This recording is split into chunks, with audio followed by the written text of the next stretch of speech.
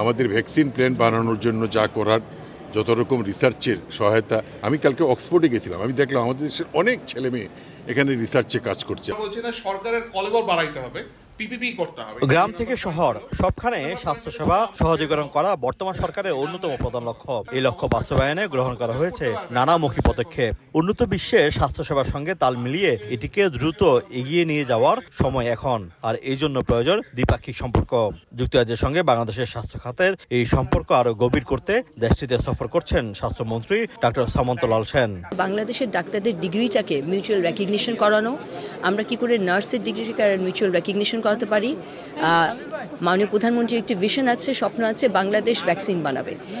যেরকম ভারতে আছে, বিভিন্ন জায়গায় আছে রিজিনাল সেন্টার, বাংলাদেশও গরিব দেশের জন্য ভ্যাকসিন বানাবে, আমাদের নিজের দেশের মানুষের জন্য। হাউস অব লর্ডসে বাংলাদেশ ও যুক্তরাজ্যের মধ্যে স্বাস্থ্য খাতে পারস্পরিক সহযোগিতা বৃদ্ধি শীর্ষক এক সভায় প্রধান অতিথি হিসেবে ছিলেন স্বাস্থ্যমন্ত্রী ডক্টর সামন্ত লাল সেন। বৈঠকে স্বাস্থ্যমন্ত্রী এই দুই দেশের স্বাস্থ্য খাতে সহযোগিতা আরও বাড়ানোর প্রয়োজনীয়তা তুলে ধরেন। বিশেষ করে বাংলাদেশের স্বাস্থ্য খাতের আধুনিকায়ন, ডিজিটালাইজেশন, বাংলাদেশি তরুণ ডাক্তারদের দক্ষতা উন্নয়ন, ওভারসিজ ডক্টরস ট্রেনিং এর স্কিমের পুনঃপ্রবর্তনের উপর গুরুত্ব আরোপ করেন। এর আগে সফরের অংশ হিসেবে অক্সফোর্ড বিশ্ববিদ্যালয়ে সফর করেন তিনি। বাংলাদেশে ভ্যাকসিন ল্যাব প্রতিষ্ঠায় অক্সফোর্ড ভ্যাকসিন সেন্টারে সহযোগিতা চান তিনি। নগদে 500 টাকা বা তার বেশি পেমেন্টে পেতে পারেন ঢাকায় জমিসহ 20 কোটি টাকার পুরস্কার।